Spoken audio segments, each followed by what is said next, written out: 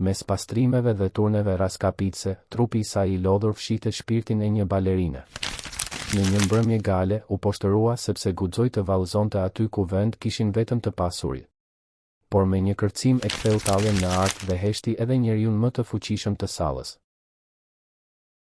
Para se të fillojmë, bëhuni pjesë e familjes son këtu në kanal, abonohuni tani, lini një pëlqim, na ndihmon jashtëzakonisht shumë në punën tonë dhe shkruani në komente nga cili qytet po na ndiqni. Më pëlqen shumë të di se deri ku arrin historitë tona.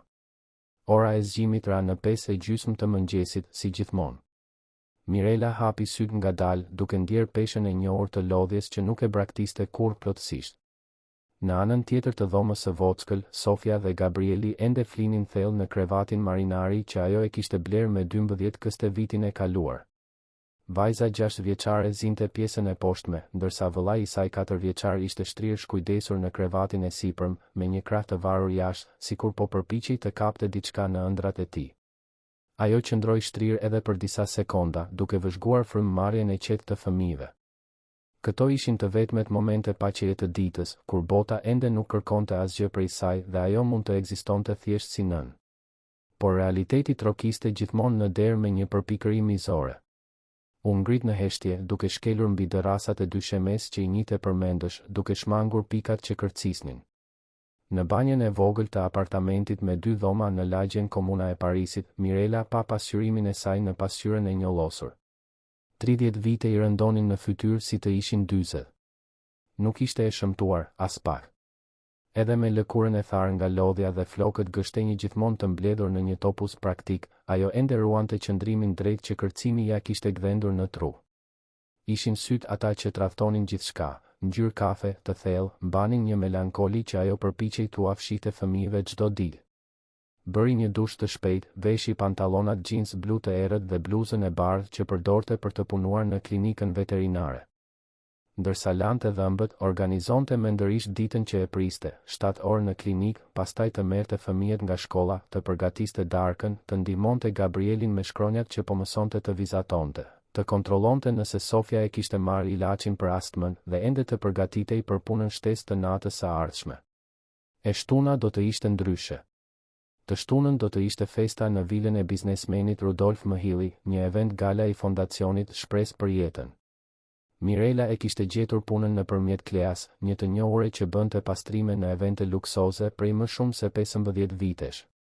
Pagesa do të ishte mjaftueshëm bujare për të mbuluar ilaçet e Sofjes për 2 muajt e ardhshëm, si dhe një pjesë të këstit të apartamentit që ishte me vonesë. Në kuzhinë përgatiti 2 biberona me qumësht të vakët dhe vitamina. Gabrieli ende kishte nevojë për biberonin për të fjetur mirë dhe Sofjes i pëlqente të pinte pak qumësht kur zgjohej. Kontrolloi nëse kishte bukë për mëngjesin e tyre dhe pshertiu kur kuptoi se në frigorifer kishin mbetur vetëm 2 panine. Duhej të ndalonte te fura e bukës para se të kthehej nga puna. U puthi në ballë secilin fëmijë, duke u përshpëritur fjalë të dashura që ata nuk i dëgjonin, por që Mirela kishte nevojë t'i thoshte. Mori çantën e vjetër, kontrolloi nëse portofoli i kishte paratë e numëruara për autobusin dhe doli nga apartamenti në 6:15, duke zbritur 3 katet me shkallë deri në rrugë. Tirana tashmë merrte frymë me lëvizjen e mëngjesit. Qielli ende kishte atë nuancë gri të agimit, por rrugët filluan të mbusheshin me njerëz që, si ajo, zgjoheshin para diellit për të siguruar jetesën. Në stacionin e autobusit, Mirela i u bashkua radhës së punonjësve shtëpiake, shitësve, portierëve dhe shumë njerëzve të tjerë që formonin ingranazhin e heshtur që e bënte qytetin të funksiononte. Gjatë 40 minutave të udhëtimit deri në zonën e liçenit artificial, ku ndodhej klinika veterinare, ajo zakonisht mbyllte sytë dhe e linte mendjen të endej. Ndonjëherë mendonte për të kaluarën, por përpiqej ta shmangte. Herë të tjera planifikonte të ardhmen, por edhe kjo i shkaktonte dhimbje. Në shumicën e mëngjeseve, thjesht e linte lëkundjen e autobusit t'i vinte në gjumë shqetësimet për disa çaste. Por atë të enjte, ndërsa autobusi çante qytetin e zgjuar, Mirela mendoi për diçka që kishte ndodhur të dielën e kaluar.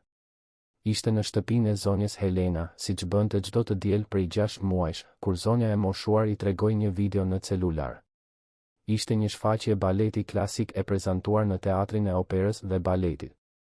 Balerinat kërcenin me një saktësi dhe shprehësi që ja bën zemrën Mirelës të rrite në një mënyrë që ajo e kishte harruar se ishte e mundur. Zonja Helena, e ulur në koltukun prej kadifeje blu që i kishte takuar gjyshes së saj, e kishte parë Mirelën me ata sy ende plot shkëlqim pavarësisht 82 viteve të saj.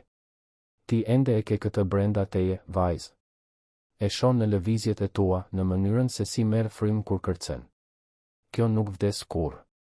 Mirela kishte buzëqeshur pa u përgjigjur, por fjalët i kishin bërë jehon në mendje gjatë gjithë javës.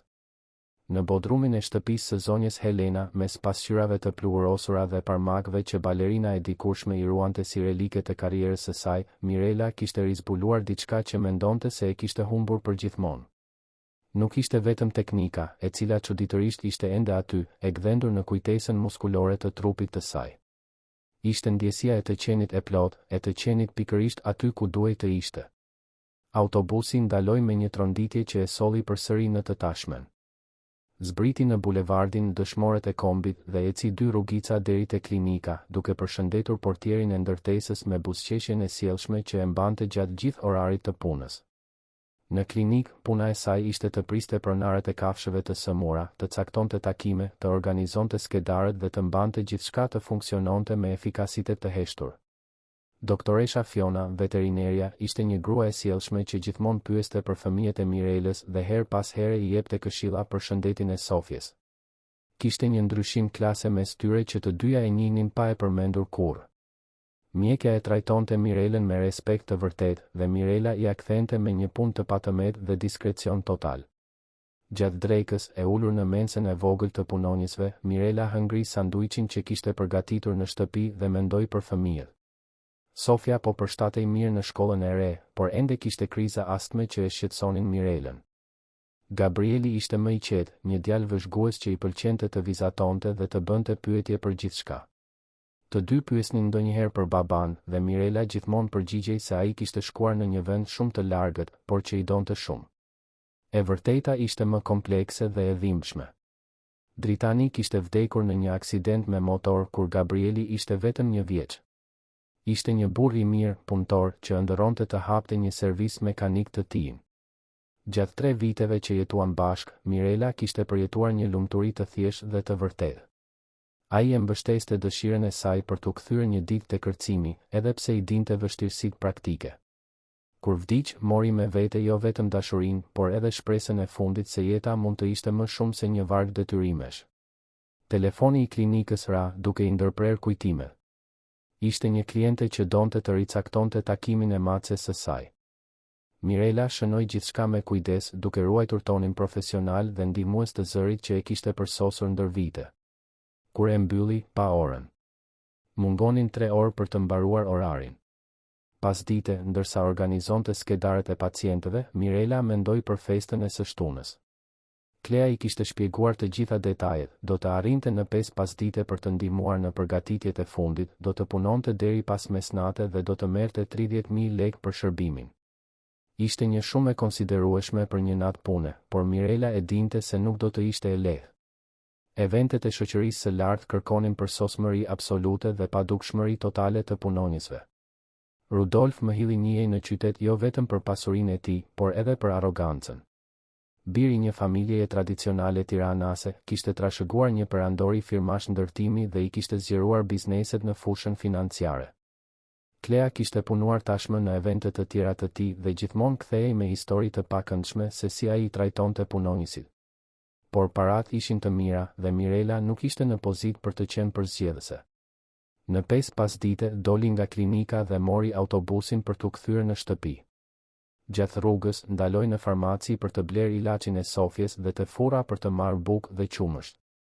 Kur arriti në shtëpi, i gjeti fëmijët duke parë filma vizatimor në televizorin e vogël të dhomës së ndenjes, nën kujdesin e zonjës Roza, fqinja pensioniste që i ruante të dy për disa orë për një shumë simbolike. Sofia vrapoi ta përqafonte, duke i treguar me entuziazëm për një vizatim që kishte bërë në shkollë. Gabrieli u afrua më ngadalë, por me të njëjtën dashuri, duke i dhënë një lule letre që e kishte prerë gjatë pasdites.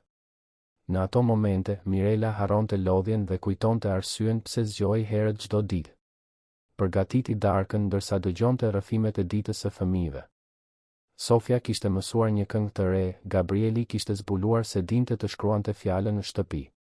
Fitore të vogla që ja mbushnin zemrën Mirelës me krenari dhe mirënjohje.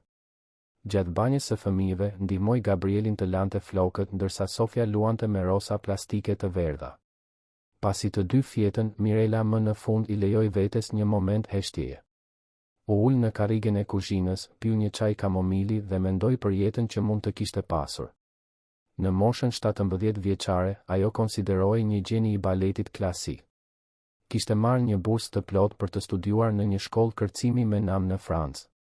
Udhëtimi ishte caktuar, valigjet gati, kur nëna e saj pësoi një hemorragji cerebrale që e la pjesërisht të paralizuar. Mirela nuk hezitoi të hiqte dorë nga udhëtimi. U kujdes për të ëmën për 4 vjet derisa ajo ndërroi qetësisht një pasdite vjeshte. Gjatë asaj periudhe, kërcimi mbeti i ruajtur në një sirtar të pluhurosur të kujtesës, i zëvendësuar nga përgjegjësi më urgjente. Pastaj erdhi puna, takimi me dritanin, lumturia e shkurtër, amësia, vejusha e parakohshme. Tani, në moshën 30 vjeçare, Mirela ndonjëherë pyeste veten se si do të ishte jeta e saj nëse do të kishte bërë zgjedhje të ndryshme. Por shpejt i largonte këto mendime. Nuk kishte kuptim të vajtoje për atë që nuk mund të ndryshojë. Ajo që kishte rëndësi ishin Sofia dhe Gabrieli dhe të bënte më të mirën e mundshme me letrat që jeta i kishte dhënë. U ngrit nga karrigia, lau filxhanin dhe kontrolloi nëse kishte hekurosur rroba të pastra për fëmijët që t'i vishnin të nesërmen. Pastaj shkoi në dhomë, ndërroi rrobat dhe ushtri në krevatin që e ndante me Sofjen. Vajza flinte qetësisht, duke marrë frymë me rregullsinë që tregonte se astma ishte nën kontroll. Para se ta zinte gjumi, Mirela mendoi për të shtunën. Ishte thjesht një punë tjetër, një natë që do të kalonte shpejt dhe do t'i jepte ca parashtesë. Nuk e imagjinonte se ajo fesë do t'ia ndryshonte jetën përgjithmonë, duke i kthyer jo vetëm kërcimin që e kishte braktisur, por edhe gruan e fortë dhe të talentuar që ajo kishte harruar se ishte. Gjumi erdhi ngadalë, i përkundur nga zhurma e largët e trafikut të Tiranës dhe nga ëndrat e vogla që ende guxonte t'i ëndërronte. E shtuna agoi me atë nxehtësinë tipike të verës tiranase, ngjitse dhe intensive edhe në orët e para të mëngjesit. Mirela u zgjua në shtatë, duke e ditur se do të kishte një ditë ndryshe përpara. Fëmijët ende flinin, duke shfrytëzuar të vetmen ditë të javës kur mund të zgjoheshin më vonë.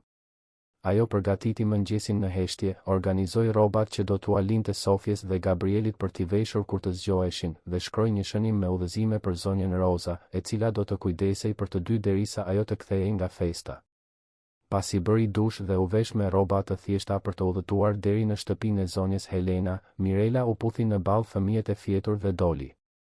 E diela në shtëpinë e balerinës së dikurshme ishte bërë e shenjtë, një ritual që i ushqente shpirtin në një mënyrë që ajo nuk arrinte ta shpjegonte plotësisht. Ishte si të ktheheshe të merrje frymë pasi kishe kaluar gjithë javën duke e mbajtur frymën. Shtëpia e zonjës Helena ndodhej në komunën e Parisit, por në një pjesë më të gjelbëruar dhe më të qetë, ku vilat e vjetra i rezistonin me guxim spekulimeve imobiliare. Ishte një ndërtesë e viteve 50, me kopsht përpara dhe një portë hekuri të lyer me jeshile. Zonja kishte jetuar aty gjithë jetën, fillimisht me prindërit, pastaj vetëm, duke krijuar ndër dekada një shenjtërore të mbushur me kujtime dhe objekte që tregonin historinë e baletit shqiptar. Kur Mirela i ra ziles, zonja Helena hapi derën me buzëqeshjen që i ndriçonte gjithë fytyrën e saj të hollë. Pavarësisht 82 viteve, ajo ruante elegancën e lindur të dikujt që ja kishte kushtuar gjithë jetën artit. Kishte veshur një fustan pambuku bojqielli dhe këpucë baleti të vjetra, të cilat i vishte çdo ditë nga zakoni dhe nostalgjia. Vajza ime e dashur erdhi, tha Helena, duke e përqafuar Mirelën me dashurinë e një gjysheje. Sot ke një energji tjetër. Mund ta ndjej. Mirela buzëqeshi, pa ditur mirë se si të përgjigjej. Zonja Helena kishte një ndjeshmëri të mpret për të kapur gjendjet shpirtërore dhe emocionet, fryti dekadave duke vëzhguar balerinët dhe finesat e tyre shprehëse. Hyn në dhomën e ndenjes, ku pianoja me bisht zinte një kënd fisnik, e rrethuar nga fotografi bardhë e zi që tregonin Helenën në momente të ndryshme të karrierës së saj. Kishte imazhe të saj të re, veshur me fustane baleti të përpunuara, duke pozuar pranë balerinëve të famshëm të viteve 60 dhe 70. Fotografi të tjera e tregonin duke dhënë mësim, me grupe nxënësesh që e shihnin me admirim dhe respekt. Njëra në veçanti i tërhiqte gjithmonë vëmendjen Mirelës, Helena në moshën 25 vjeçare, në kulmin e teknikës së saj, duke kërcyer në ajër me një lehtësi që sfidonte gravitetin. Më trego për punën tënde sonte, tha Helena, duke shërbyer çaj menteje në filxhan porcelani që i kishin takuar nënës së saj. E di që je nervoze për diçka. Mirela i tregoi për festën në vilën e Rudolf Mëhillit, duke lënë mënjan vetëm shqetësimin e saj për reputacionin mizor të biznesmenit. Zonja Helena e dëgjoi gjithçka me vëmendje, duke i bërë pyetje për detajet e eventit dhe duke treguar interesin e sinqert që kishte gjithmonë për gjithçka që lidhej me jetën e Mirelës.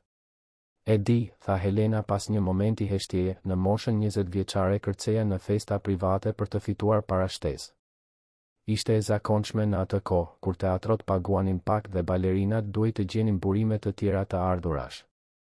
Më kujtohet një festë specifike në shtëpinë e një industrialisti shumë të pasur dhe shumë të vrashtë. Mirela u përkul përpara, e interesuar. Helena rrallë tregonte histori personale, duke preferuar të përqendrohej në të tashmen dhe në stërvitjet e së dielës. Ai më punsoi për një performancë solo gjatë darkës. Donte t'u bënte përshtypje të ftuarve me një atraksion egzotik, sikur të isha një stoli e shtrenjtë. Gjatë gjithë përgatitjes bëri komente pa respekt për balerinat, për gratë që vareshin nga trupi për të fituar jetesën. Madje mendova ta anuloja. Pse nuk e anuluat? Sepse kisha nevojë për parat, ashtu siç ke nevojë ti sot. Dhe sepse kuptova se ajo ishte një mundësi për t'u treguar njerëzve ignorantë se çfarë është kërcimi në të vërtetë. Art, disiplinë, shprehje e shpirtit njerëzor. Kur fillova të kërceja në atë sallë plot me njerëz paragjykues, e transformova ambientin. Në fund, edhe burri i vrasht ishte i prekur. Helena bëri një pauzë për të pirë një glënjë çaj, syt i shkëlqenin nga kujtimi i asaj nate të largët. Arti e ka këtë fuqi, Mirela. Ai mund të transformojë çdo ambient, të prekë çdo zemër, sado e ngurtësuar qoftë. Ti e mbart këtë fuqi brenda vetes. Zbritën në Bodrum, ku Helena mbante studion e saj të improvizuar. Muret ishin të mbuluara me pasqyra që reflektonin dekada lëvizjesh dhe pasioni. Parmaku, i instaluar përgjatë njërit prej mureve, kishte lartësinë perfekte dhe konsumimin karakteristik të përdorimit të gjallë. Dyshemeja prej druri, megjithse e vjetër, ende ofronte elasticitetin ideal për lëvizjet. Mirela ndërroi rrobat, duke veshur trikon e zezë dhe këpucët e baletit që i sillte gjithmonë për këto takime. Kur u pozicionua te Parmaku, ndjeu transformimin familjar që ndodhte çdo të diel. Nuk ishte më recepcionistja e lodhur apo nëna e shqetësuar. Ishte një balerinë e lidhur me diçka më të madhe se rrethanat e saj të menjëhershme. Filluan me ushtrimet bazë te Parmaku. Pli, tendu, dgag. Lëvizje që Mirela i kishte mësuar në moshën 5 vjeçare dhe i kishte përsëritur mira herë gjatë fëmijërisë dhe adoleshencës. Teknika e saj mbetej çuditërisht e fortë, edhe pas kaq shumë vitesh pauze. Trupi ruante kujtesën e çdo pozicioni, të çdo kalimi. Do të tregoj një histori që nuk ja kam treguar kurrë askujt, tha Helena ndërsa vëzhgonte Mirelën duke ekzekutuar një sekuencë battemenc. Për mënyrën se si u njohëm. Mirela ndaloi së kërcyeri, e intriguar. E kishte njohur Helenën 6 muaj më parë, në spitalin publik ku Sofia ishte shtruar me një krizë të rëndë astme. Zonja po vizitonte një shoqe të shtruar në të njëjtin kat dhe ato kishin biseduar shkurtimisht në dhomën e pritjes. Helena kishte vënë re diçka në qëndrimin e Mirelës dhe e kishte pyetur nëse ishte balerinë. Unë nuk po vizitoja një shoqe atë ditë, zbuloi Helena. Po dilja nga një vizitë mjekësore. Zbulova se zemra ime po dobësohet, se ndoshta më ka mbetur një vit, ndoshta 2. Mirela ndjeu se bota ndaloi. Ideja e humbjes së Helenës, e cila ishte bërë një figurë amësore në jetën e saj, ishte e padurueshme. Mos u mërzit, e dashur. Kam jetuar shumë, kam dashuruar shumë, kam kërcyer shumë.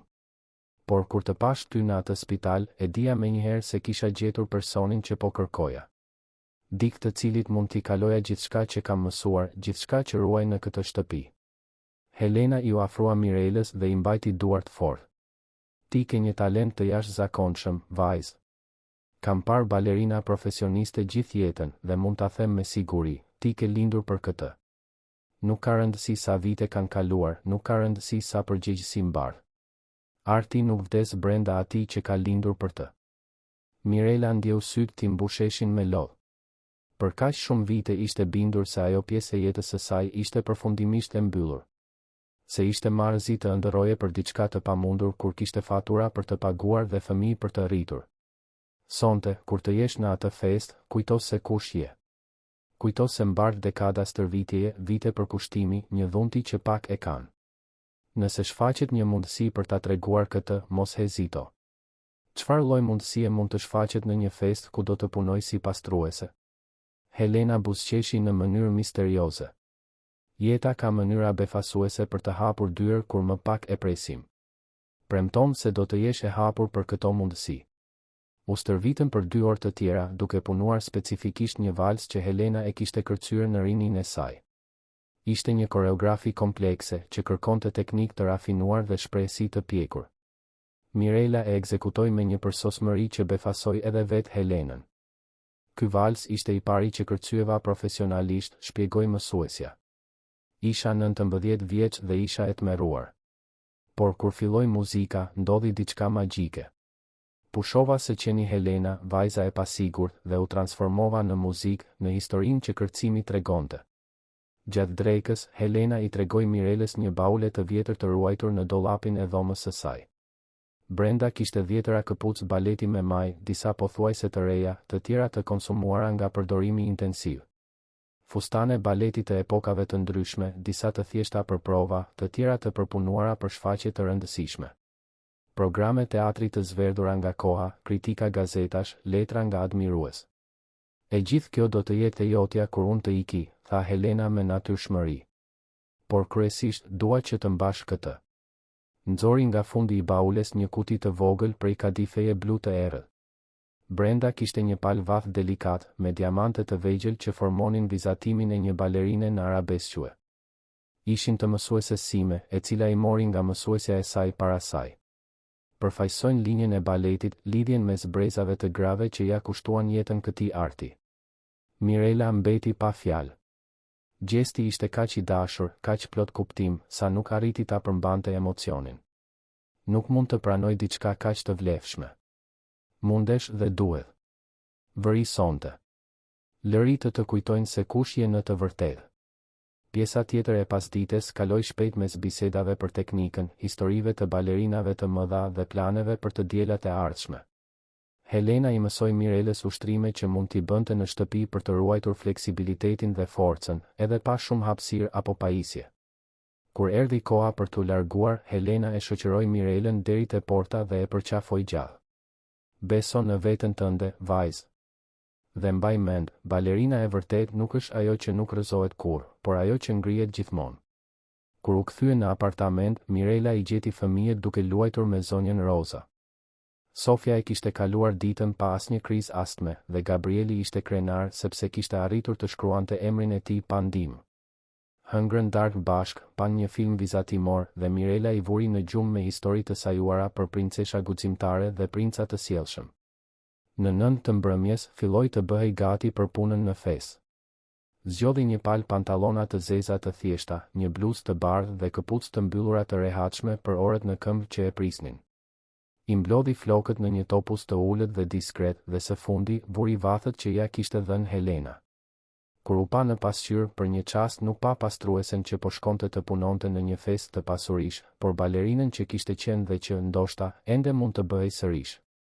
Vathet shkëlqenin butësisht, sikur e miratonin transformimin.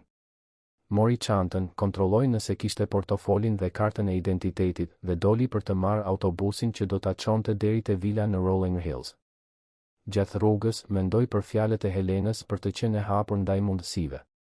Nuk e dinte se çfarë lloj mundësie mund të shfaqej në një festë ku do të ishte praktikisht e padukshme, por diçka brenda gjoksit i pulsonte me një ankth të ndryshëm.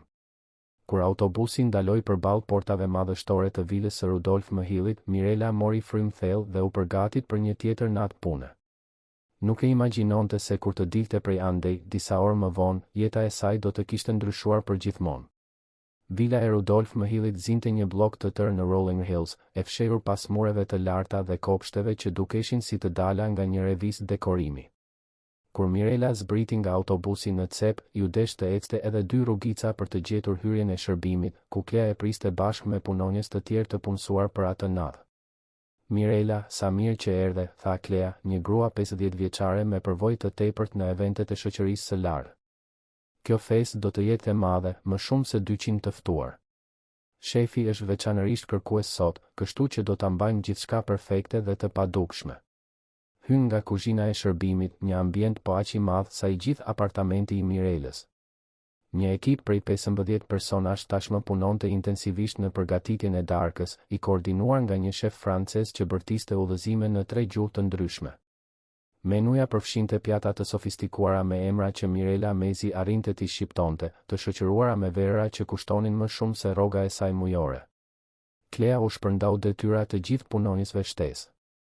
Mirela do të ishte përgjegjëse për pastrimin dhe organizimin e sallonit kryesor, duke garantuar që gjithçka të mbetej e patëmet gjatë gjithë eventit. Mori një uniformë diskrete, fund të zi deri te gjuri, bluzë të bardhë me mëngë të gjata dhe një përparse të vogël që më shumë dukej si aksesor dekorativ. Kur hyn në sallonin kryesor, Mirelës i ngeci fryma për një moment. Ambienti ishte mahnitës, me tavan jashtëzakonisht të lartë, lambadar kristali që projektonin drita të arta në të gjithë hapësirën, dhe një dekor që përziente elegancën klasike me prekje bashkëkohore. Muret ishin të mbuluara me piktura që qartësisht kushtonin pasuri, dhe dyshemeja prej mermeri italian reflektonte gjithçka me përsosmëri pasqyre.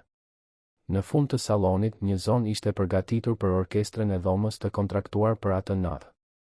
12 muzikant akordonin instrumentet e tyre në drejtimin e një dirigjenti që Mirela e njohu nga faqet kulturore të gazetave. Ishte një event që kombinonte filantropin dhe luksin, ku elita tiranase mblidhej për të dukur po aq sa për të kontribuar për kauzën bamirëse. Fondacioni Shpresë për Jetën mbledh para për ndërtimin e kopshteve në komunitetet në nevojë, shpjegoi Klea ndërsa ndihmonin për të organizuar pjesët e fundit të dekorit. Ironi e pastër, duke marrë parasysh se si shefi i trajton ata që vërtet duhet të punojnë për të mbijetuar. Gjatë 2 orëve të ardhshme, Mirela punoi me efikasitetin e heshtur që e kishte përsosur ndër vite. Kontrollonte nëse gotat ishin krejtësisht të pastra, organizonte pecetat, hiqte çdo gjurmë pluhuri që mund të komprometonte përsosmërinë vizuale të kërkuar. Puna ishte fizike, por ajo gjente një kënaqësi të çuditshme duke bërë gjithçka me saktësi absolute. Të ftuarit e parë arritën në 8 të mbrëmjes.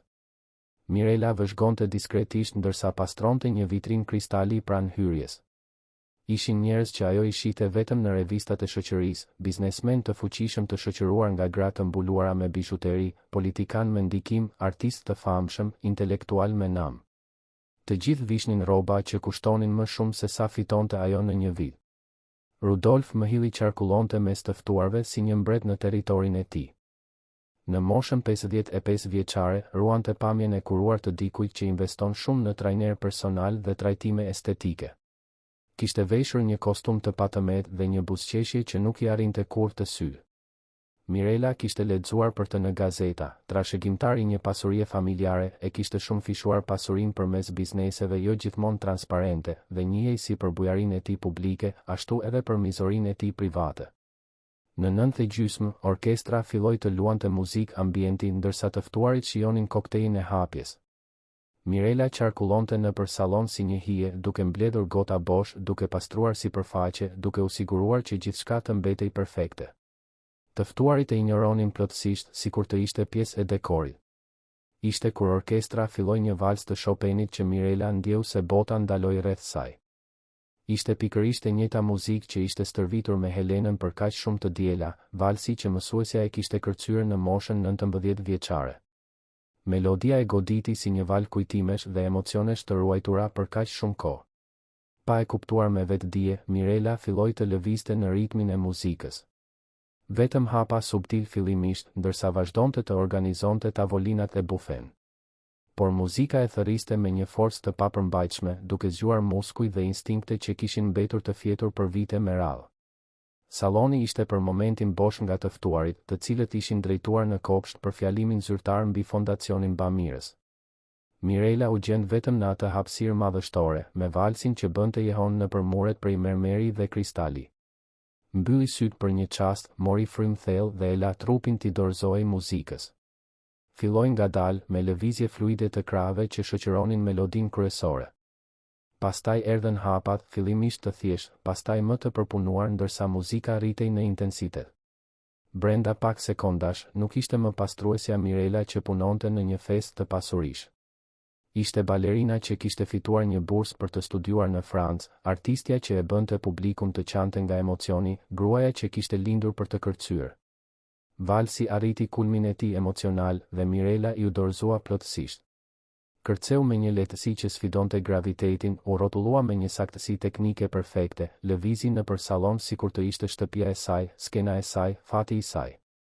Çdo lëvizje tregonte një histori, vajza që ëndërronte të fluturonte, ereja që sakrifikoi gjithçka për familjen, nëna që luftonte çdo ditë për të mbijetuar, gruaja që kur nuk kishte pushuar së qeni balerinë në thellësi të shpirtit. Ishte kur ishte në kulmin e një grand jetë, e pezulluar në ajër me krahët e shtrirë në pozicionin e pestë perfekt, që dëgjoi tingullin e duartrokitjeve të ngadalta dhe sarkastike që vinin nga hyrja e sallonit. Mirela u ul butësisht dhe u kthye, duke ndjerë gjakun t'i ngri në vena. Rudolf më hilli qëndronte në derë, i shoqëruar nga rreth 20 të ftuar që ishin kthyer para të tjerëve. Të gjithë e vëzhgonin me shprehje që varionin mes befasisë, argëtimit dhe përbuzjes. Çfarë shfaqje e interesante, tha Rudolf me një buzëqeshje mizore. Nuk e dija se kisha kontraktuar edhe argëtim bashkë me shërbimin e pastrimit. Të qeshura dashakeqe bën jehon në grup. Mirela ndjeu fytyrën t'i digjej nga turpi, por ruajti qëndrimin drejt që kërcimi ja kishte mësuar. Vathët e Helenës i preknin lehtë qafën, duke i kujtuar se kush ishte në të vërtetë. Më falni, zoti më hilli, filloi Mirela me zë të vendosur, pavarësisht poshtërimit. Unë thjesht po organizoja tavolinat dhe vendose të na nderosh me interpretimin tënd personal të Chopinit, e ndërpreu ai, duke u afruar me hapa të llogaritur. Më thuaj, balerina jone e improvizuar, ku i ke mësuar këto hapa? Në ndonjë kurs kërcimi periferie? Më shumë të qeshura, tani nga i gjithë grupi që ishte formuar rreth skenës. Mirela kuptoi se të ftuar të tjerë filluan të ktheheshin nga kopshti, të tërhequr nga lëvizja. Brenda pak minutash do të kishte një audiencë prej më shumë se 100 personash që dëshmonin poshtërimin e saj. Kam një ide, vazhdoi Rudolf, duke u argëtuar qartësisht me situatën. Meqense punonisja jon duket se ka talente artistike të fshehura, si thua për një prezantim zyrtar? Nëse ajo arrin t'u bëj përshtypje të ftuarve të mi me këtë kërcim, merr 1000 euro bonus. Shuma ishte pothuajse 4 herë më shumë se sa do të fitonte për gjithë natën e punës. Mund të paguante 2 muaj qira, të blinte ilaçet e Sofjes për një semestër, t'u jepte fëmijëve disa gëzime të vogla që buxheti nuk i lejonte kurrë. Por, shtoi ai me ligësi të dukshme, nëse prezantimi është i sikletshëm siç presim, ajo nuk merr asgjë për punën e sotme dhe për më tepër i ndalohet të punojë në çdo event të klasës son shoqërore. Kam ndikim të mjaftueshëm për ta garantuar këtë. Salloni ra në heshtje absolute. Më shumë se 150 persona tani rrethonin skenën, disa duke filmuar me celular, të tjerë duke përshpëritur komente dashakeqe. Mirela u ndje sikur ishte në një gjykatë, duke u gjykuar për guximin e saj për të ëndërruar përtej vendit të saj shoqëror. Shikoi përreth dhe pa fytyra që shprenin nga kurioziteti morbid deri te përbuzja e pastër. Ishin njerëz që kur nuk kishin pasur nevojë të zgjidhnin mes dinjitetit dhe mbijetesës, që nuk e njihnin peshën e të zgjuarit çdo ditë duke e ditur se çdo vendim mund të nënkuptonte ndryshimin mes të pasurit ose jo ushqim në tryezë. Por në mes të asaj turme armiqësore, Mirela identifikoi një fytyrë të njohur. Dirigjenti i orkestrës e vëzhgonte me një shprehje krejtësisht të ndryshme nga të tjerët. Kishte njohje në sytë e tij dhe diçka që dukej pothuajse si nderim. Ai e kishte kuptuar në kërcimin e shkurtër që kishte dëshmuar, atë që të tjerët ishin të paaftë ta shihnin, talent të vërtetë. E pranoj sfidën, tha Mirela me zë të qartë dhe të vendosur. Por kam një kusht. Rudolf ngriti vetullat, i befasuar nga guximi i përgjigjes. Kusht? Ti nuk je në pozitë për të bërë kërkesa. Nëse unë u bëj përshtypje të ftuarve tuaj si sugjeruat ju, përveç parave, dua që ju të pastroni personalisht dyshemen ku unë do të kërcej. Para të gjithëve. Një heshtje edhe më e thellë pushtoi ambientin. Propozimi ishte i guximshëm edhe për standardet e poshtërimit që Rudolf zakonisht u aplikonte punonjësve. Ai shikoi përreth duke kuptuar se dhjetëra njerëz po e filmonin bisedën dhe se tërheqja në atë moment do të ishte një demonstrim publik i dobësisë. Shumë mirë, tha ai me një buzëqeshje që nuk e fshihte zemërimin. Por përgatitu për pasojat kur të dështosh. Ju drejtua dirigentit dhe i tha diçka që Mirela nuk arriti ta dëgjonte. Muzikanti hezitoi për një moment, pastaj tundi kokën negativisht dhe u përgjigj diçka që e bëri Rudolfin dukshëm të irrituar. Biseda vazhdoi për disa sekonda, derisa dirigenti ju drejtua orkestrës me një shprehje të vendosur. Luani valsin në la minor të Chopinit, u tha ai muzikantëve. Në tempin origjinal, me gjithë shprehësinë që meriton pjesa. Rudolf ju kthye Mirelës me ligësi të përtërirë. Duket se dirigenti ynë vendosi t'i lehtësoj gjërat për ty sa keq, unë kisha kërkuar diçka më sfiduese. Mirela eci drejt qendrës së sallonit duke ndjerë çdo shikim si një peshë fizike mbi supet e saj. Dritat e lambadarëve krijonin një rreth pothuajse teatror rreth saj, dhe ajo kuptoi se ky ishte momenti për të cilin gjithë jeta e saj e kishte përgatitur. Nuk kishte rëndësi rezultati, nuk kishin rëndësi pasojat. Ajo do të kërcente. Mbylli syt, mori frym thellë dhe e la muzikën të pushtonte shpirtin e saj. Kur valsi filloi, ajo qëndroi e palvizur për 8 masa të plota, jo nga nervozizmi, por nga teknika e pastër. Helena i kishte mësuar se hyrja e një balerine në muzikë ishte po aq e rëndësishme sa çdo lëvizje pasuese. Dhe pastaj, kërceu. Kërceu sikur gjithë jeta e saj të varej nga ato 3 minuta e 40 sekonda. Kërceu për Sofjen, për Gabrielin, për zonjën Helena, për nënën e saj të vdekur, për dritanin e vdekur, për të ren 17 vjeçare që kishte hequr dorë nga ëndrat për dashuri. Kërceu për të gjitha gratë që punojnë në heshtje, që luftojnë pa u njohur, që mbajnë botën mbi supe ndërsa buzëqeshin për të mos shqetësuar fëmijët. Çdo lëvizje ishte teknikisht perfekte, por e ngarkuar me një emocion që e tejkalonte teknikën. Krahët e saj tregonin histori dhimbjeje dhe shprese, rrotullimet e saj transmetonin forcë që linte nga nevoja për të rezistuar, kërcimet e saj ishin metafora të gjitha ëndrave që refuzonte t'i braktiste plotësisht. Salloni ra në heshtje absolute. Askush nuk filmonte më, askush nuk përshpëriste komente. Edhe më cinikët e pranuan se po dëshmonin diçka të jashtëzakonshme. Disa njerëz kishin lot në sy, të prekur nga një bukuri që shkonte shumë përtej pamjes fizike. Kur muzika mbaroi, Mirela qëndroi në pozicionin final për disa sekonda, duke marrë frym thellë, ende e lidhur me energjinë që sapo kishte çliruar. Pastaj, ngadalë, hapi syt dhe shikoi përreth. Heshtja zgjati vetëm disa çaste të tjera para se të shpërthente në duartrokitjet më intensive që ato mure kishin dëshmuar ndonjëherë. Njerëzit duartrokitnin me një emocion të sinqert që befasoi edhe vetë ata. Thirrjet bravo bënin jehon në ambient dhe Mirela pas se shumë njerëz qanin hapur. Në mes të turmës që duartrokiste në këmbë, Rudolf më hylli qëndronte i palvizur, me fytyrën e kuqe nga zemërimi dhe poshtërimi. E kishte nënvlerësuar plotësisht gruan që mendonte se mund ta poshtëronte për argëtimin e tij, dhe tani duhej të përballej me pasojat e bastit të tij publik.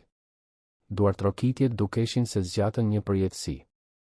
Mirela qëndroi në qendër të sallonit, ende duke procesuar atë që sapo kishte ndodhur, ndërsa qindra njerëz duartrokitnin me një intensitet që bënte llambadaret e kristalt të dridheshin butësisht. Lotët rridhnin në shumë fytyra, dhe ajo kuptoi se kishte prekur diçka të thellë në çdo person të pranishëm. Mes duartrokitjeve, një grua u dallua nga turma dhe eci drejt saj. Valbona Nushi, drejtoresh artistike e baletit kombëtar të Shqipërisë, ishte një figurë legjendare në botën e kërcimit shqiptar. Në moshën 62 vjeçare, i kishte kushtuar 4 dekada artit, fillimisht si balerinë e parë dhe më pas si një nga drejtoreshat më të respektuara të vendit. Flokët e saj të thinjur ishin mbledhur në një topuz elegant, dhe sytë e saj blu shkëlqenin nga emocioni i asaj që sapo kishte dëshmuar. O Zot, përshpëriti Valbona, duke ju afruar Mirelës me nderim. E kam parë performancën tënde kur ishe 17 vjeç në festivalin e dimrit në Korçë. Ti ishe Mirela Santos, gjeniu që fitoi bursën për në Paris. Mirela ndjeu se bota ndaloi përsëri, por këtë herë për një arsye krejtësisht të ndryshme. Dikush e mbante mend. Dikush kishte njohur jo vetëm talentin që sapo kishte demonstruar, por edhe trajektoren që kishte ndërtuar vite më parë. Mendova se ishe zhdukur nga bota e kërcimit, vazhdoi Valbona, me zë të ngarkuar me emocion. Të kërkuam për vite me radhë. Kur nuk u paraqite për të studiuar në Paris, u përpoqëm të zbulonim se çfarë kishte ndodhur, por ishte sikur të ishe zhdukur. Nëna ime u sëmur, u përgjigj Mirela thjesht, pa elaboruar mbi të gjitha sakrificat që pasuan. Më duhej të kujdesesha për të. Valbona tundi kokën me mirë kuptim të thellë. Si grua dhe artiste, e njihte mirë peshën e përgjegjësive familjare që aq shpesh ndërprisnin karriera premtuese. Por ajo që sapo kishte dëshmuar provonte se disa talente thjesht nuk vdesin, edhe kur heshtin përkohësisht. Duhet të flasim, tha Valbona, duke nxjerrë një kartë vizit nga xhepi i çantës. Që nesër. Dua të ofroj diçka që mund të ta ndryshojë jetën.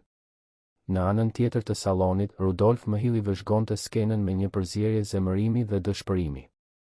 Dhjetëra njerëz po filmonin ndërveprimin e saj me Valbonën, dhe ai e dinte se nuk kishte shpëtim nga përmbushja publike e bastit që kishte bërë.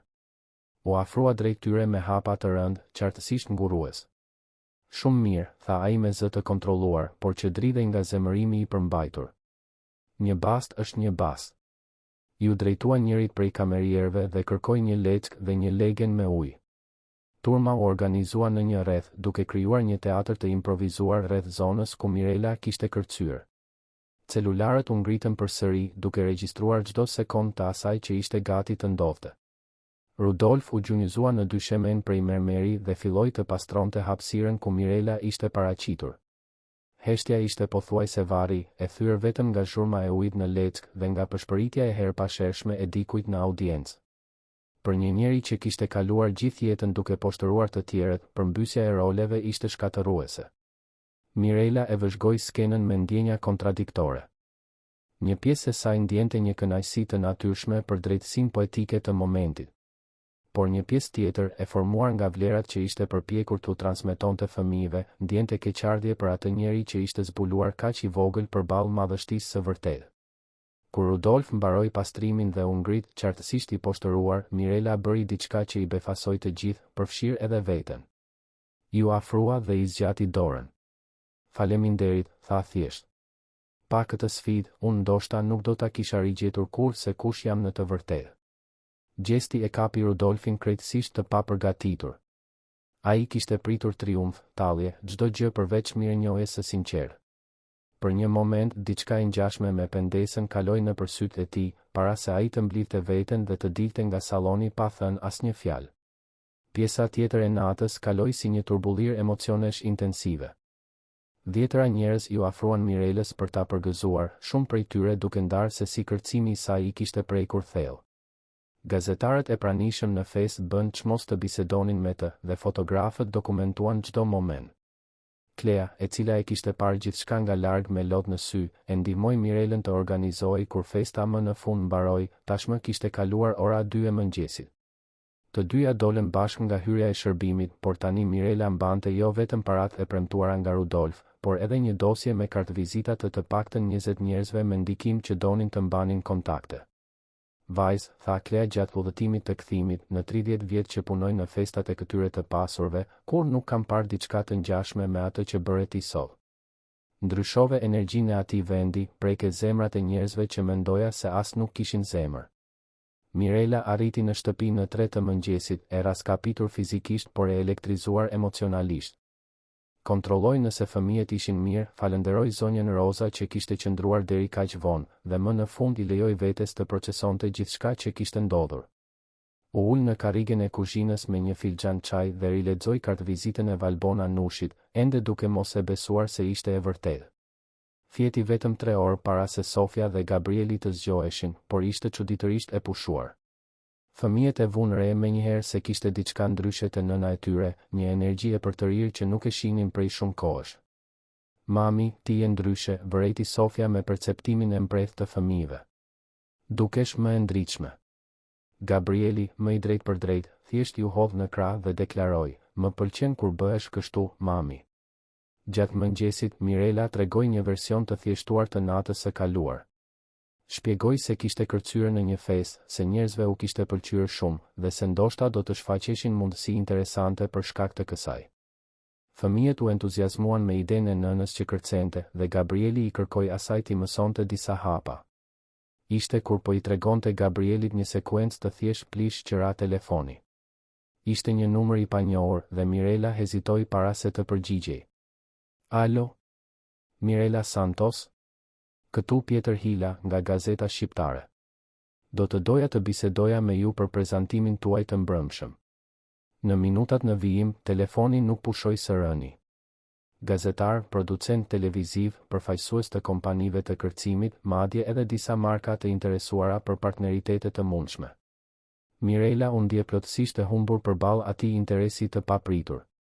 Shpjegimi erdhi kur Klea telefonoi në mesditë, jashtëzakonisht e emocionuar. Mirela, je bërë fenomen në internet. Videoja e kërcimit tënd ka tashmë më shumë se 1 milion shikime në Instagram dhe po shpërndahet në të gjitha rrjetet sociale. Të gjithë po flasin për ty. Mirela i kërkoi ndihmë një fëmijë adoleshent për të hyrë në rrjetet sociale me celularin e huazuar. Ajo që pa e la pa fjalë. Dhjetëra video të performancës së saj, të filmuara nga kënde të ndryshme, qarkullonin me titra në shqip, anglisht dhe spanjisht. Komentet ishin kryesisht të emocionuara dhe pozitive, me njerëz që ndanin historitë e tyre të ëndrave të braktisura dhe luftërave të përditshme.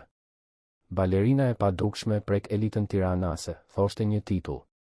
Nëna beqare shpëton ëndrën përmes kërcimit dhe poshtëron biznesmenin arrogant, thoshte një tjetër. Performanca që bëri një qytet të qaj, plotësonte një i tredh. Por ishte një koment specifik që e preku më shumë. Një vajzë 16 vjeçare kishte shkruar, faleminderit që më kujtove se ëndrat tona nuk vdesin, vetëm presin momentin e duhur për të rilindur. Do të kthehem të kërcej për shkakun tënd. Në mes të gjithë asaj çmendurie, Mirela nuk e harroi angazhimin e saj më të rëndësishëm të ditës. Në 2 pasdite i la fëmijët me zonjën Roza dhe shkoi te shtëpia e Helenës për takimin e së dielës. Donte t'i tregonte personalisht gjithçka që kishte ndodhur. Helena hapi derën me buzëqeshjen e zakonshme, por kishte diçka ndryshe në sytë e saj. Një kënaqësi e thellë, sikur e dinte saktësisht se çfarë ishte gati të dëgjonte. Pra, e dashura ime, tha ajo, duke e çuar Mirelën në dhomën e ndenjes, si ishte nata jote e punës. Mirela i tregoi gjithçka, nga momenti kur dëgjoi valsin deri te pastrimi poshtërues i Rudolfit, duke kaluar te takimi me Valbonën dhe Jehona në rrjetet sociale. Helena dëgjonte çdo fjalë me vëmendje të plot, her pas here duke tundur kokën me miratim ose duke buzëqeshur me krenari amësore. E dija, tha Helena kur Mirela mbaroi rrëfimin. Që nga momenti kur të pash në spital, e dija se ishe e destinuar për diçka të madhe. Arti gjithmonë gjen rrugën e tij të kthimit të ata që kanë lindur për të. Zbritën në Bodrum, por këtë herë jo për t'u stërvitur. Helena donte t'i tregonte diçka të veçantë Mirelës. Hapi një dollap të vjetër dhe nxori një kuti të pluhurosur që dukej se nuk ishte hapur prej dekadash. Këto janë letra, shpjegoi Helena, nga balerina që kanë ndryshuar historinë e kërcimit shqiptar. Gra që janë përballur me paragjykime, vështirësi financiare, përgjegjësi familjare, por që kur nuk hoqën dorë nga arti që mbanin brenda vetes. I tregoi Mirelës letra nga balerina të famshme dhe të tjera krejtësisht të panjohura, të gjitha duke treguar histori këmbënguljeje dhe pasioni. Një letër në veçantë i tërhoqi vëmendjen Mirelës. Ishte nga një balerinë e viteve 60 që kishte ndaluar së kërcyeri për të rritur 5 fëmijë vetëm dhe ishte kthyer në skenë në moshën 40 vjeçare. Ti nuk je vetëm në këtë udhëtim, tha Helena. Je pjesë e një linje grash luftëtare që e transformuan dhimbjen në art, vështirësinë në forcë, heshtjen në shprehje. Kur Mirela arriti në shtëpi në fund të pasdites, gjeti Valbona Nushin duke pritur te dera e pallatit të saj. Drejtoresha artistike kishte vendosur të mos priste kontaktin telefonik dhe kishte ardhur personalisht për të bërë propozimin e saj. Nuk arrita të pushoja së menduari për prezantimin tënd, tha Valbona. Dua të ofroj një pozicion si balerinë e parë në produksionin ton të ri. Rroga është 5 herë më e lartë se sa fiton aktualisht, ka kopsht për fëmijët dhe do të kishe gjithë strukturën e nevojshme për të rifilluar karrierën tënde. Mirela shikoi Sofjen dhe Gabrielin që luanin në trotuar nën kujdesin e zonjës Roza dhe pastaj Valbonën. Propozimi ishte gjithçka që kishte ëndërruar, por dukej shumë i mirë për të qenë i vërtetë. A mund të kem disa ditë për të menduar? Sigurisht, u përgjigj Valbona me një buzëqeshje mirëkuptuese. Por mos u vono shumë. Bota e kërcimit është e vogël dhe dritarja e mundësive si kjo nuk qëndron e hapur për gjithmonë. Atë natë, pasi vuri fëmijët në gjumë, Mirela u ul te dritarja e vogël e apartamentit dhe shikoi dritat e qytetit. Për 24 orë, jeta e saj kishte ndryshuar plotësisht. Mundësitë që po shfaqeshin ishin reale, por edhe të frikshme. Mendoi për Helenën, për fjalët e saj për të qenë e hapur ndaj mundësive. Mendoi për Sofjen dhe Gabrielin që meritonin ta shihnin nënën e tyre duke realizuar ëndrat. Mendoi për të renë 17 vjeçare që kishte sakrifikuar gjithçka për familjen dhe pyeti veten nëse nuk ishte koha për të balancuar më në fund dashurinë për veten me dashurinë për të tjerët. Në anën tjetër të qytetit, Rudolf Mihili nuk arrinte të flinte. Videoja e poshtërimit të tij qarkullonte në internet dhe ai po përballej me kritika të ashpra nga të gjitha anët. Por diçka kishte ndryshuar tek ai gjatë asaj nate. Për herë të parë pas shumë vitesh, ishte detyruar të konfrontohej me ndikimin e veprimeve të tij te njerëzit e tjerë. Në heshtjen e zyrës së tij, mori një vendim që do t'i befasonte të gjithë, përfshirë edhe veten. Mori telefonin dhe telefonoi drejtorin e fondacionit Shpresë për Jetën. Dua të bëj një donacion anonim, tha ai. Për krijimin e një programi social të orientuar drejt artistëve në vështirësi financiare. Dua që të drejtohet specifikisht për nënat beqare që kanë nevojë për mbështetje për të zhvilluar talentet e tyre artistike. Ishte vetëm fillimi i një transformimi personal që do të kërkonte muaj për t'u kompletuar, por hapi i parë ishte hedhur. Arti kishte prekur edhe zemrën më të ngurtësuar. Mirela fjeti me kartvizitën e Valbonës në komodinë dhe vathët e Helenës ende në vesh. Ëndrat e saj ishin plot muzikë, lëvizje dhe mundësi të pafundme. Për herë të parë pas shumë kohësh, e ardhmja dukej e ndritshme dhe plot shpresë. 6 muaj pas asaj nate që ndryshoi gjithçka, Mirela ishte në prapaskenat e teatrit të operës dhe baletit në Tiranë, duke u përgatitur për premierën e shfaqjes Rilindja, të krijuar posaçërisht për të nga kompania kombëtare. Duart i dridheshin lehtë ndërsa lifte shiritat e këpucëve me maj, jo nga nervozizmi, por nga një emocion i thellë që ende e befasonte sa herë që shkelte në një skenë profesionale. Vendimi për të pranuar propozimin e Valbonës ishte marrë 3 ditë pas asaj bisede te dera e apartamentit të saj. Ishin 3 ditë reflektimi intensiv, bisedash të gjata me Helenën dhe kryesisht një dialog i sinqert me Sofjen dhe Gabrielin se si do të ndryshonte jeta e tyre. Fëmijët, me mençurinë e thjeshtë të vegjëlve, ishin kategorik, donin ta shihnin nënën të lumtur dhe nëse kërcimi e bënte të lumtur, atëherë ajo duhej të kërcente. Muajt e parë nuk ishin të lehtë.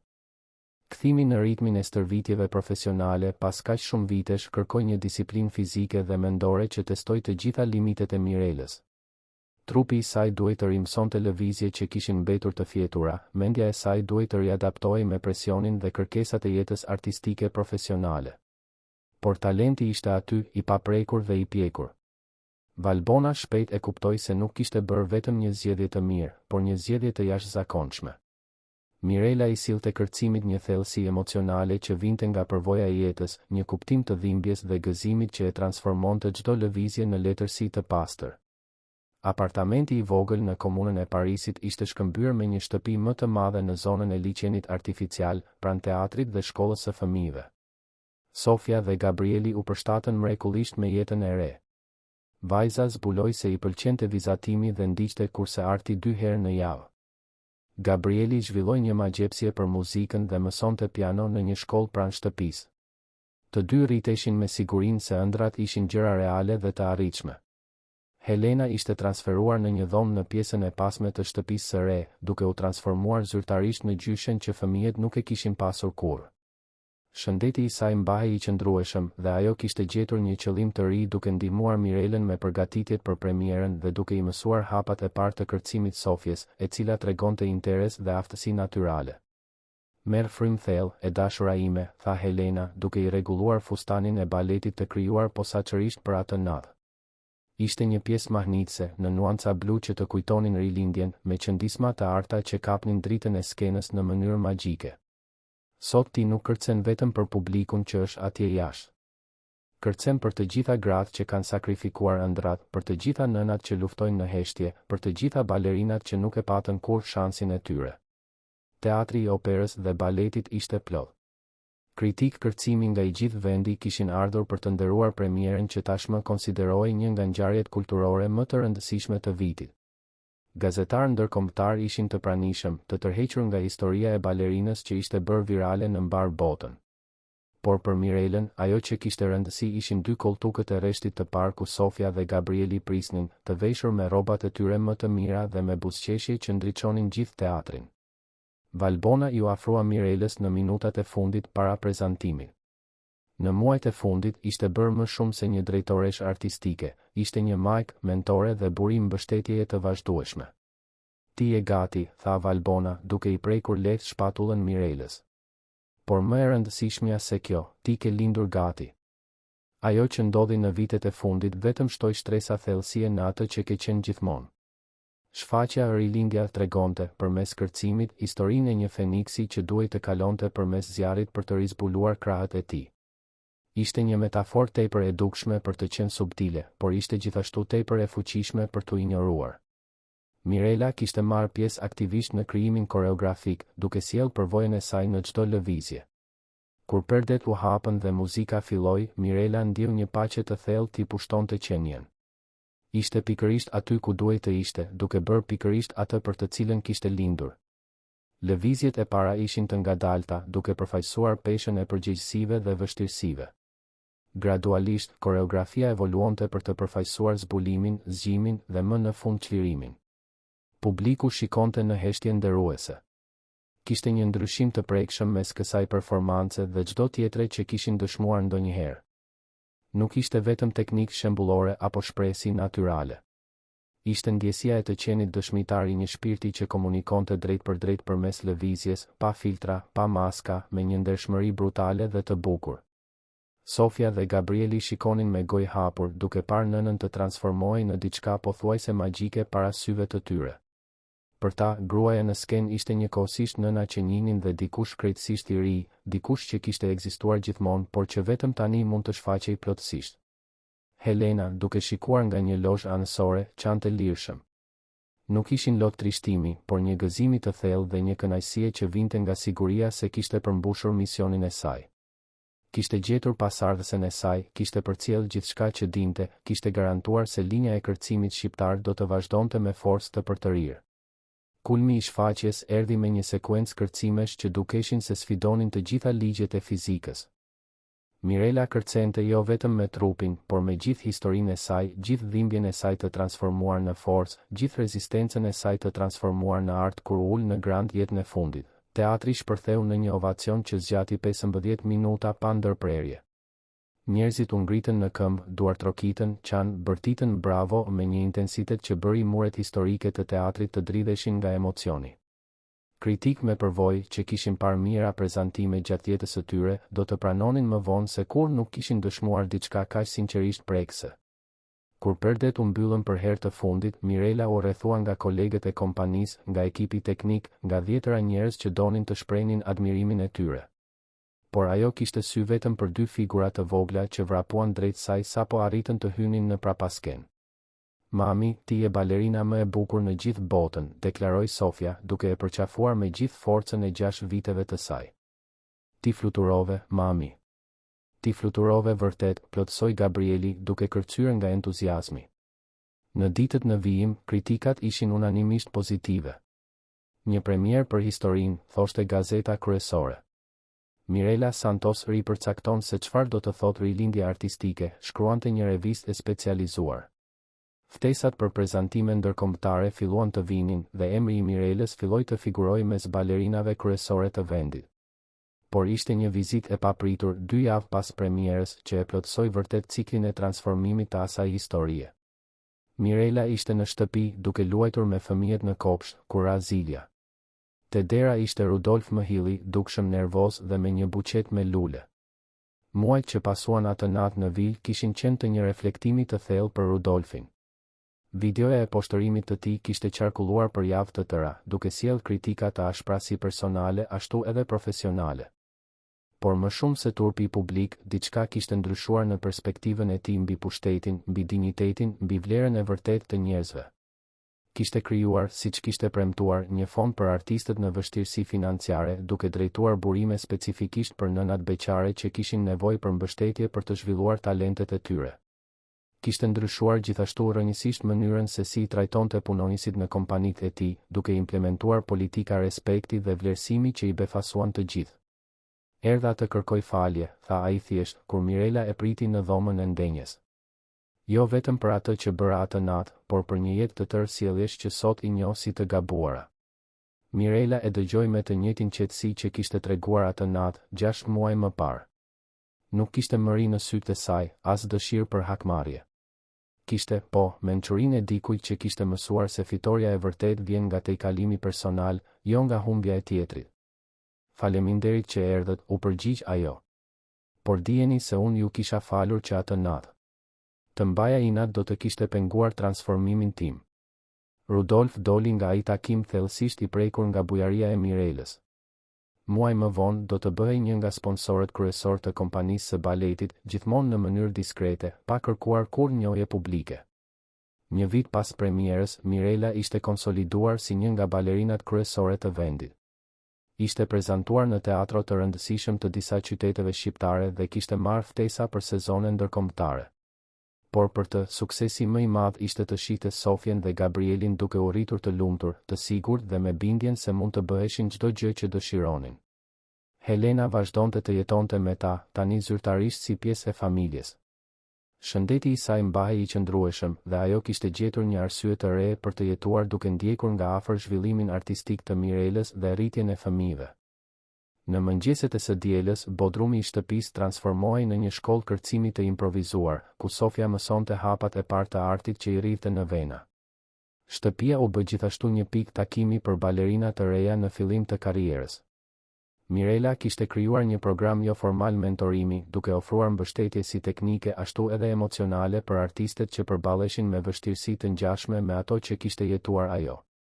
Arti ka fuqinë të transformojë jo vetëm atë që e praktikon, por të gjithë ata që preken prej tij, thoshte Mirela në intervista.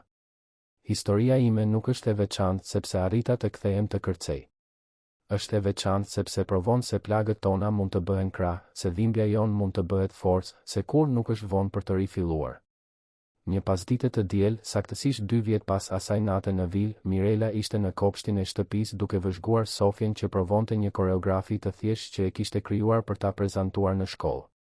Vajza kërcente me një natyrshmëri dhe shprehësi që tashmë tërhiqnin vëmendjen, por ajo që kishte më shumë rëndësi ishte gëzimi i pastër që rrezatonte ndërsa lëvizte. Gabrieli, tani 6 vjeç, i binte pianos në dhomën e ndenjes, duart e tij të vogla zbulonin melodi që dukeshin të lindura nga imagjinata e tij.